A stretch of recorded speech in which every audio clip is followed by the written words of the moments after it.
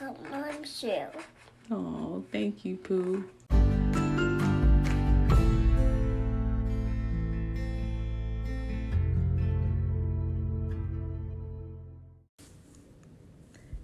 Hey everybody, it's Lindsay, and you're here for the first episode of Journey from Infertility. Again, my name is Lindsay, and I just want to go ahead and introduce myself to you guys and tell y'all a little bit about my story. So here I stand. I'm a mom of two with two living beautiful daughters. They're my rainbow babies. And I say living because I have experienced multiple pregnancy losses since about 2008. I've had a total of 8 pregnancies, but I only have 2 living children. The losses changed my life in a way I never thought was even possible. My pregnancy history goes a little something like this. So in 2008, I had an early miscarriage. In 2009, I had a stillborn son at 34 weeks, and his name is Isaiah, and I miss him so much. His birthday is on April the 22nd, so this is probably the day that it's going to drop. So I will probably be a little bit emotional in regards to this. After my stillborn, I had another early miscarriage in 2009, and then I did not get pregnant again for a while. My next scenario was 2014. I had another early miscarriage. Then the following year in 2015, I had 2 ectopic pregnancies. One of them, both of them resulted in me having emergency surgery, but one of them resulted in me losing one of my fallopian tubes. And then in 2017, I got pregnant with my first rainbow baby. And then in 2019, I got pregnant with my second one. So my history is a little bit complicated. I think I've dabbled with everything you can possibly think of, but I'm here. I'm 31. That's not something a lot of people would probably hear. I'm 31 years old, and I've had 8 pregnancies already, and I only have 2 living kids out of it. I never wanted to tell my story because I didn't want anybody to give me a pity party. And that's not something that I want to do here either. My goal with this podcast is to bring awareness to, infertility journeys along with the younger generation, because when I started going through this, I never had anybody there for me. I was able to talk to people, but nobody understood what I was going through.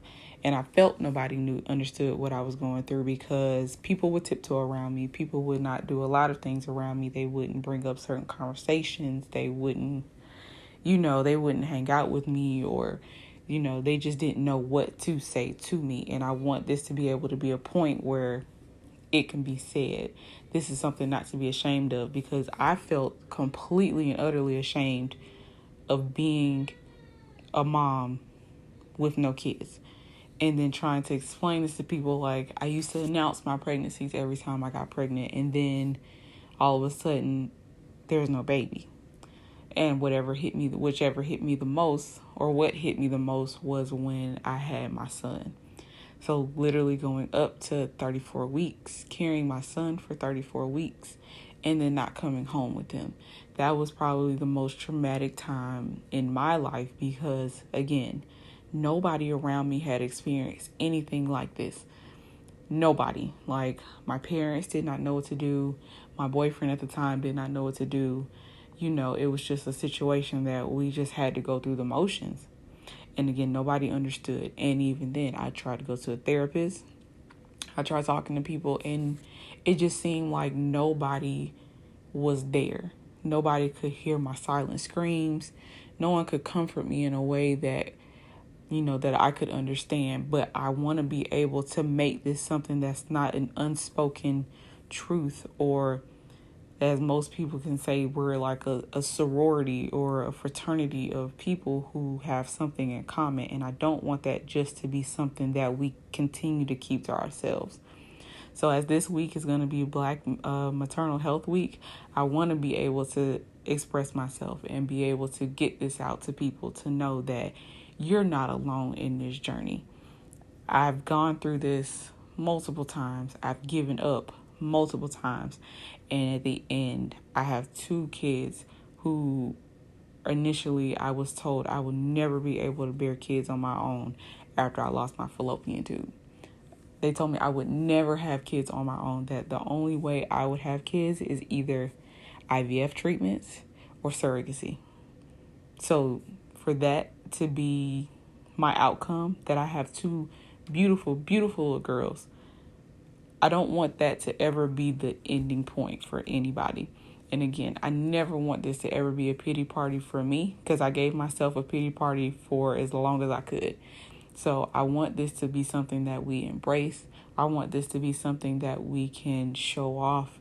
And even though we may not come out with the babies that we want, we are who we are. We're people. We're allowed to have emotions. We're allowed to express that. And I think that's one of the things that most people fear, is showing this weakness, that even though that I have lost my child, that I can't show the world that I'm hurting, because social media has turned it into the point that everything has to be all glitz and glamour, and it's not. We don't have to, it doesn't have to be glitz and glamour. As long as you can show your truth, nobody can take that from you. So I want this to be a podcast to where I can tell my story, and hopefully it gives somebody else hope to be able to speak and be able to say, okay, if she was able to get through this, I can too. So hopefully that this will be something that you can come to, can cling to, and we can maybe eventually have an interactive conversation in regards to it. But again, that's my quick story, and I just want to be able to let you guys know that it's not the end. This is only the beginning. I've gone through this since about 2008. It's now 2020. This is nothing short of a journey that I did not know that I was going to be on. I thought this was just something I was going to have to deal with, something that I was going to have to settle myself with, and just know that I'm never going to be able to have kids. I'm never going to be able to do anything that I want to, and that's the only thing that I used to yearn for, is for children. And especially after I lost my son, all I wanted to do was have another child, in the thoughts that that would replace my child. But these two babies that I have, they do not. They don't replace him. They actually complement, because they're not my son. These are different. They were different pregnancies. They're different kids. They're lovable, and I'm glad that I can actually hold on to them. But I hold on to my son dear into my heart. Near and dear to my heart, because I will never forget what I went through and what I did to get to where I am now. So hopefully this opens up a gate to open this conversation up, to see how other people feel, or how did they get their journey, or how they are, or where they are in their journey in regards to getting to where they want to be.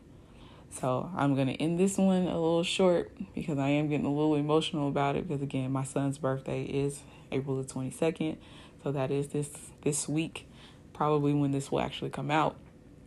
And my son will be 11 this year. So my goal this week is to do some things, hopefully, that maybe he would have been able to do.